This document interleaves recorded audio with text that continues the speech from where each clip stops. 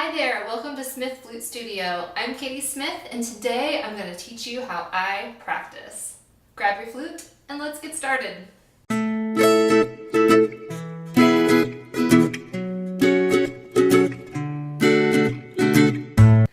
Hello all of you awesome flute players out there. Today we're going to walk through an easy to use practice routine. And this is how I practice every day.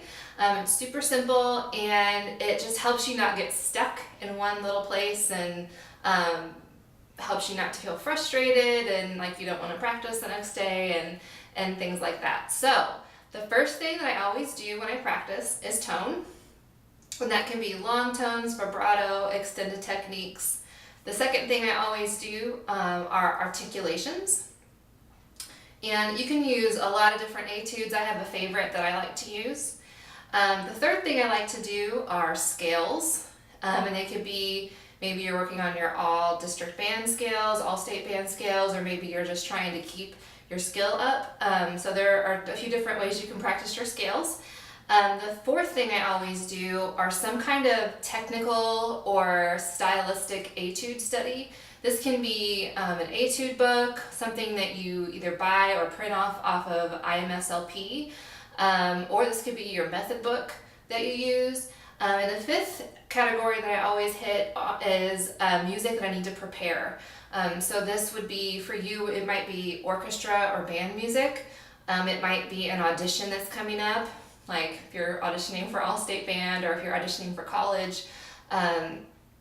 Or maybe you're playing a solo at church, or you're playing in a recital, or you have another kind of ensemble that you're in that you need to work on with your music. I have a flute and guitar duo and a chamber orchestra that I play with, so a lot of the times there's some kind of piece that I need to work on to make sure that I'm ready for the first time that we rehearse together.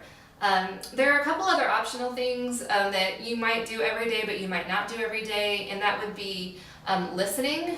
And I call listening watching YouTube videos, or sometimes I listen to things on Spotify too, but this is flute music or other classical music similar to what I'm playing, or maybe it is the exact piece that I'm working on so that I can listen to somebody else's interpretation of it. Also a great way to have your score in front of you with your music and also listen to the piece. And the last thing that you could do, if you wanted to do it every day, you could, but you really can do it every few days, is sight reading. Sight reading is an awesome skill that we all should get better at, and you can do this by picking out unfamiliar etudes or solos that you might have lying around, or again, searching on IMSLP. There's a ton of free flute music on there that you could use. Or if you have an old hymnal laying around, you could practice with that. So these are the categories that I touch on every day. I'm going to walk you through each of the categories, so let's get started.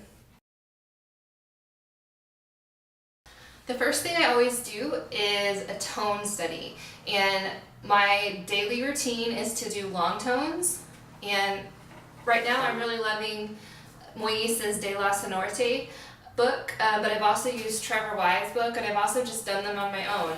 But I do these every day because I really need to check in with my air and my ear to make sure that I'm hearing the right pitch. I have a tendency to play really flat, so I need to check in with my tuning every day to make sure my pitch is where it should be. So I use TE Tuner, and I find the screen that has the sound wheel on it, and that way I can play a pitch the entire time that I'm doing my long tones.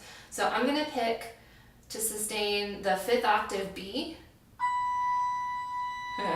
and I'm going to start on the B above the staff, and I'm going to do descending chromatic pairs, and I'm going to repeat each one 2 times before I move on.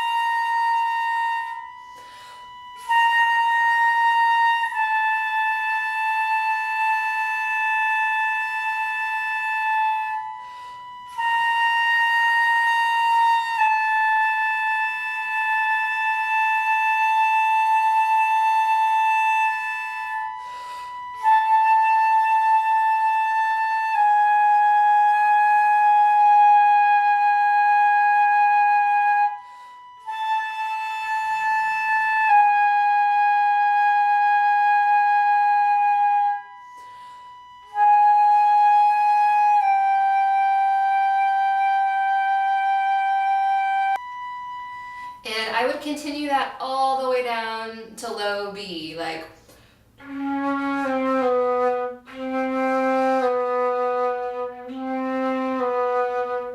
So depending on your time restraints, you might not have time to do all the way down to low B from the high B above the staff, but at least get an octave in. And if you're only doing an octave every day, I would suggest alternating them, like doing the upper octave one day and doing the lower octave another day. And then on another day, you might do ascending up to the high B. So that would sound like this.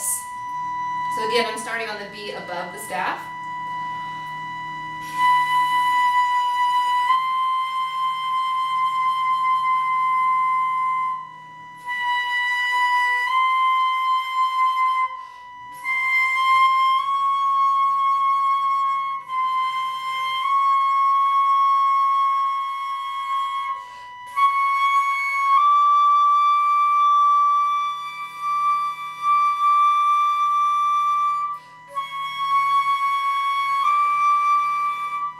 All the way up, and you can go all the way up to high, whoa. You can go all the way up to high B or high C, even high D if that's in your range. But just doing up as high as you feel comfortable. The main point is to listen to your tone for the day and making sure that your air is going fast, that your breath support is working as it should so that all of your notes are in tune. This is a good time to check your throat placement, that everything's very relaxed and open on the inside and that your tongue is down.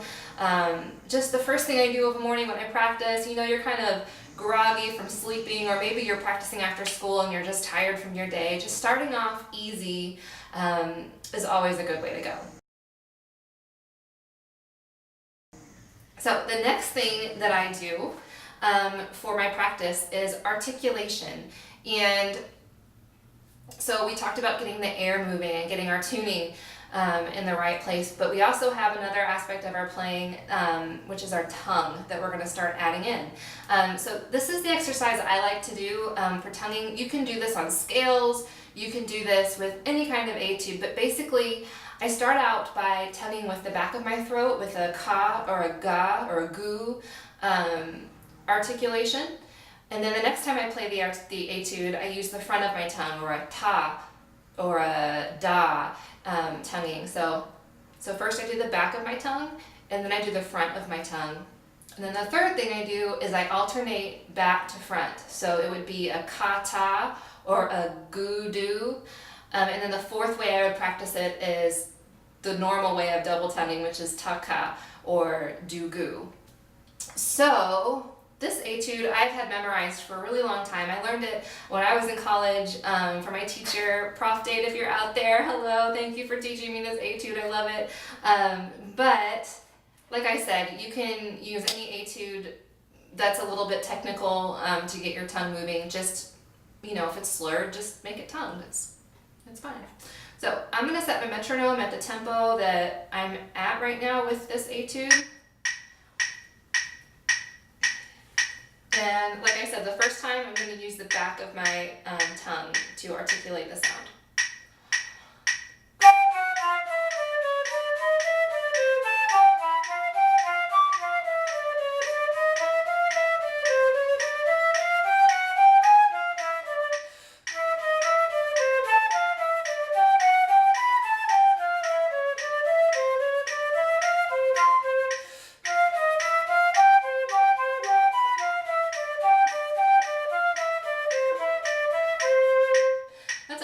Part of the etude. I won't play the whole thing for you just for the sake of time.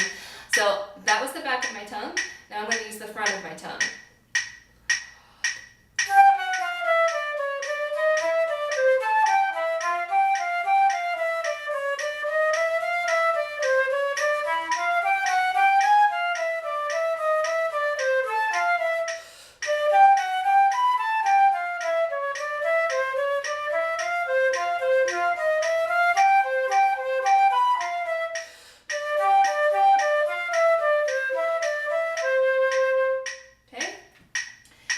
And then the next thing I will do is my ka-ta, kutu, or gudu, however you want to think about it. It's the back of my tongue followed by the front of my tongue.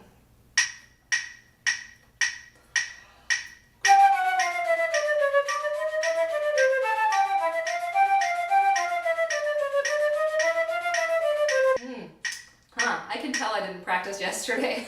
My tongue is feeling sluggish and I'm feeling like I'm cracking a lot of notes. So that might happen to you too. It's okay, just keep going. Eventually you'll get that good sound back again.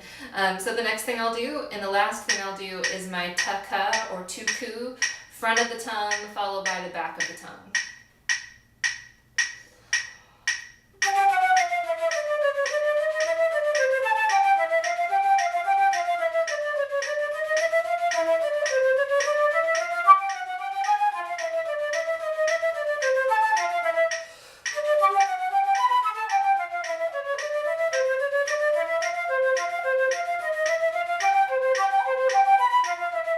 And then, like I said, if I'm feeling brave or if I just want to work on my triple tonguing, I will. I'll lower my metronome marking a little bit as well, just because for me it's a lot harder to triple tongue than it is to double tongue, and it might be the same for you. So I will do tuck-a-tuck-tuck-a-tuck or do-do-do-do-do-do.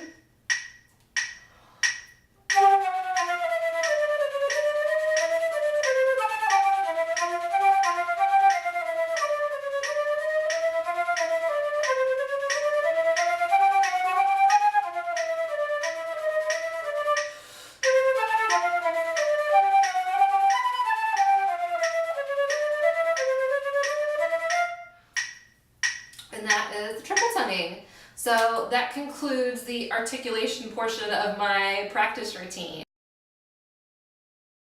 The next thing that I always work on are scales. And I break these up. I don't like to practice them all every day, or else I would be just down here for hours, I guess. So this is how I like to break them up. It makes the most sense to me because I used to play piano. And so what I'll do is I'll do all of my white key majors and all of my on one day, and all of my white key minors on the other day. And then on the opposite days, I will do my black key majors, and then the next day my black key minors. And then since there are fewer of those scales, I'll also throw in my chromatic scale or any third octave scales that I want to work on. I should also mention that when I do this routine, I only do them 2 octaves usually. Like I said, on other days I will work on my extended range up into the high C's and the high D's. But for today's purpose, I'm going to show you how I practice all my white key major scales. And I do also an articulation pattern with these scales. Articulation is something that I really am always working on. It's something that I tend to struggle with. So I do it, each scale, I do all slurred, and then slur 2, followed by slur 2, tongue 2, then tongue 2, slur 2, and then all tongued. And I will link these somewhere so that you can remember them and use them for yourself if you want to. So let's get started on the C major scale. I'm going to put my metronome on at a comfortable tempo for me. Right now I'm doing mine in 16th notes, but depending on where you are, you might be doing them in 8th notes or in quarter notes. It's wherever you are is fine. Just make sure that you keep it steady as you go. So here is the C major scale with all of my articulation patterns.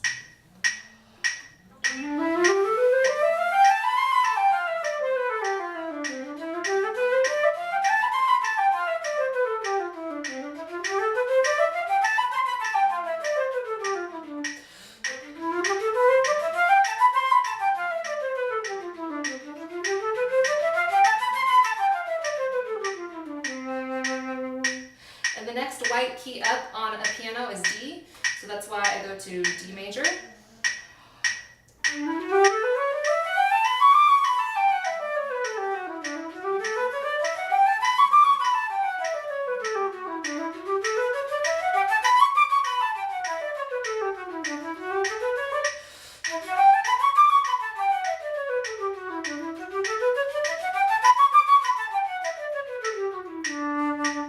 Then E major.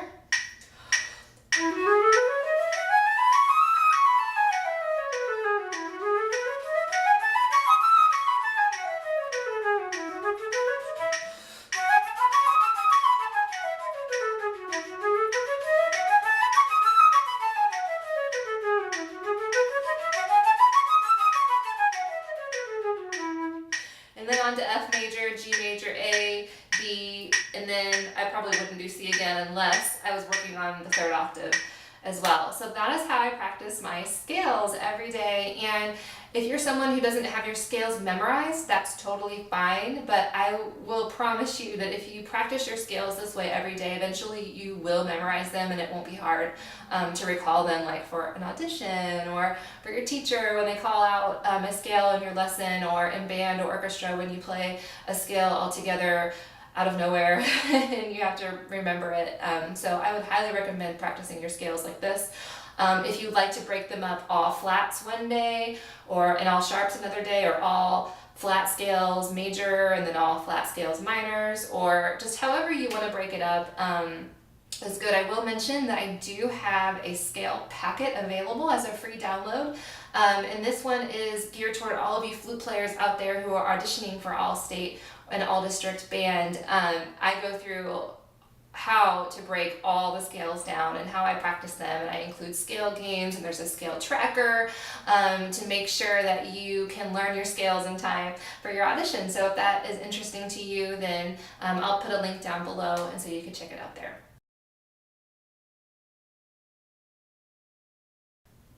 The fourth thing that I do every day is an etude. And hold on, let me grab my book. The book I'm practicing in right now is Melodious and Progressive Studies, book 3. And it has lots of different composers in here and their etudes. Right now I'm working on Boehm's number 24, and it's like an F sharp major or something. It has 6 sharps. So anyway, like I said, just find an etude book or print something off IMSLP that is either at your level or just a tiny bit above so that you can stretch yourself. This one is definitely stretching me right now, and so I will play a little bit of it for you.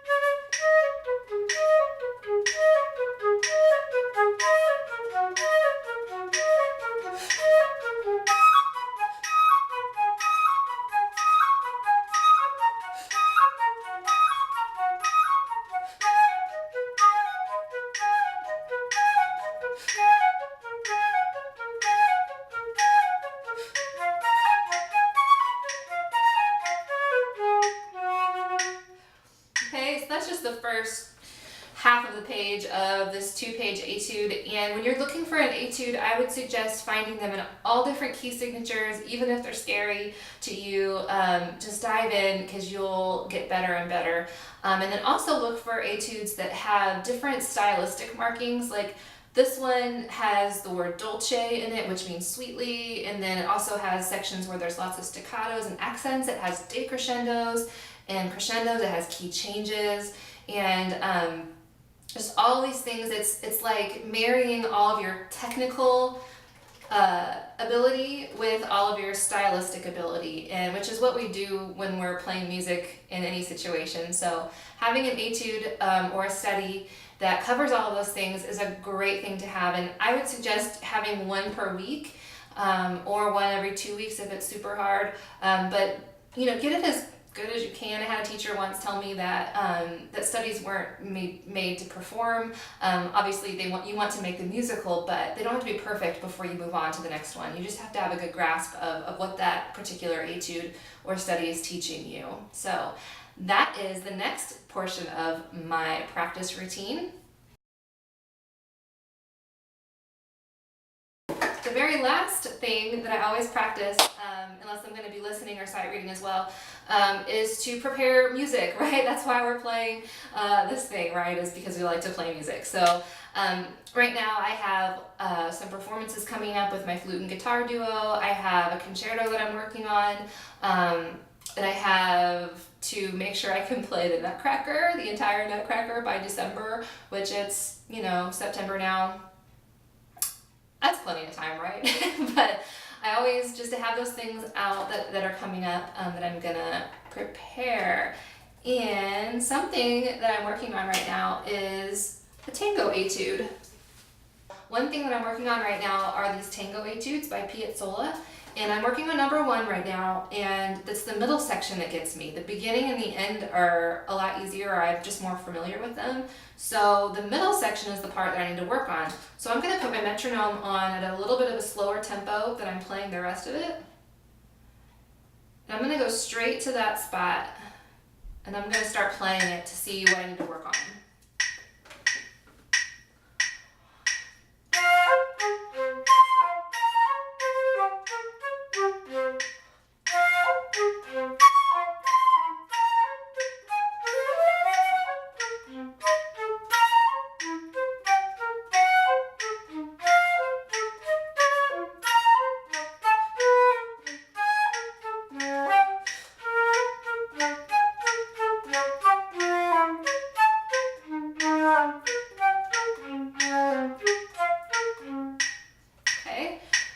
Comfortable at that tempo, so I'm going to speed it up just a little bit.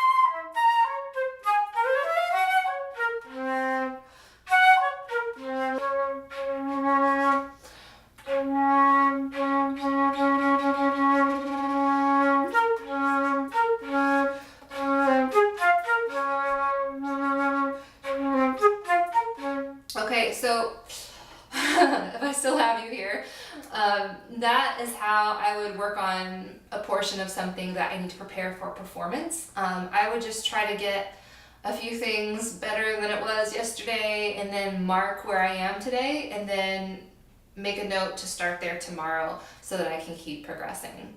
So those are the 5 ways that I practice every day. If that is something that sounds interesting to you and you'd like to try, I have a practice tracker that you can download for free on my website, and I'll leave a link to that down in the comments below.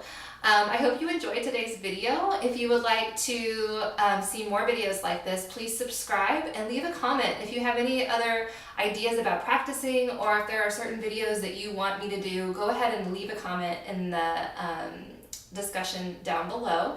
And if you want to follow my daily shenanigans, go to my Instagram channel and follow me at Smith Flute Studio. I hope you've enjoyed this video today. Thank you so much for watching, and happy practicing!